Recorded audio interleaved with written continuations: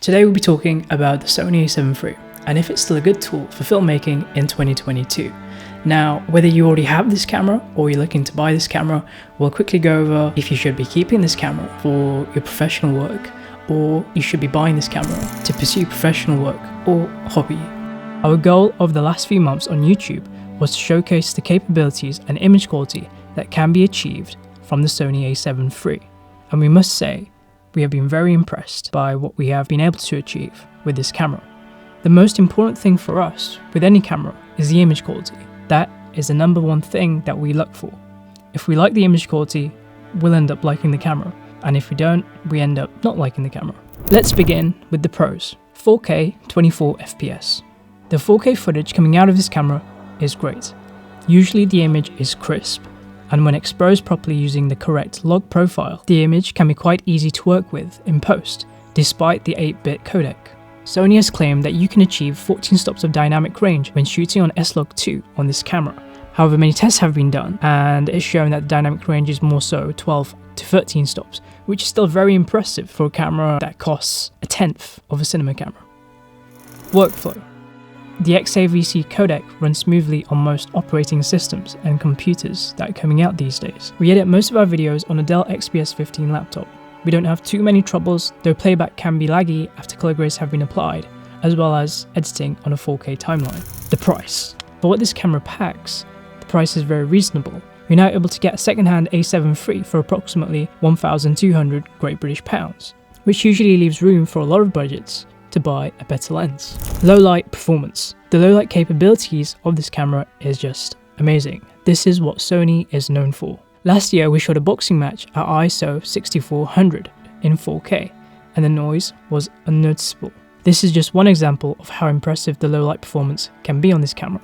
Autofocus. Though we often don't use this, leaning more towards manual focusing methods, autofocus can be very helpful at times, especially with smaller crews. Autofocus is usually the most helpful feature when it comes to using gimbals and shooting tracking shots, especially with a very small or inexperienced crew. Battery life. The battery life of this camera is insane. We carry about 3 batteries and we found that's all we've ever needed on any shoot, even when shooting for a full day. Each battery lasts about 3 to 5 hours when shooting 4K on and off on a shoot. We often carry a charging deck and a portable charger. When one battery is in our camera, the other 2 batteries are usually in our backpacks being charged, and when the battery inside the camera dies, we replace it. Coincidentally, when you cycle round back to the first battery, it is almost fully charged. Adaptability. At Melior with the A7 III, we've only ever used 2 lenses, the Sony 35mm f1.8 and the Canon 24-70 f2.8 L-series lens. Sony cameras are so popular, there are so many third-party adapters that you're able to use with the camera, for example Fuji, Canon, and even PL lenses. Canon glass is much cheaper than Sony glass. Canon 24-70 f2.8 lens that we use is about £800, and the Sony equivalent is much more. Cons. If you're just wanting to do videos, at this price point, there are more cameras on the market that provide more value. Though as a hybrid camera, this camera can be very competitive. One benefit that can be used with hybrid cameras that shoot both photos and videos is that when you're shooting a video for a client, you can also take photos.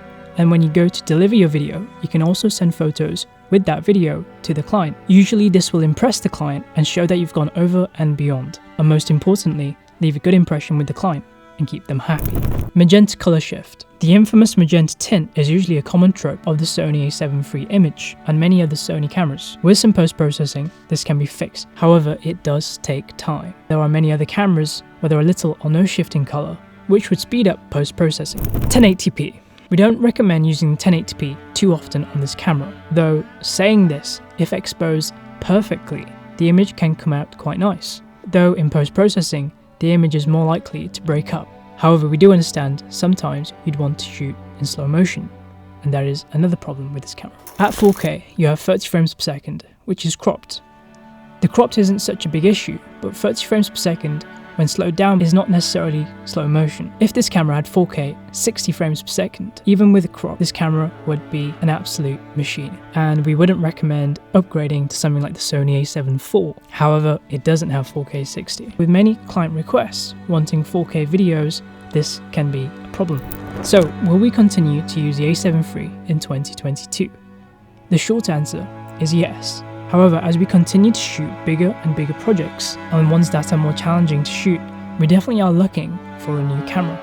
Even when we get a new camera, however, we would still be using the Sony A7 III. It is a camera that we love, but also a camera that still produces a beautiful image. Thank you.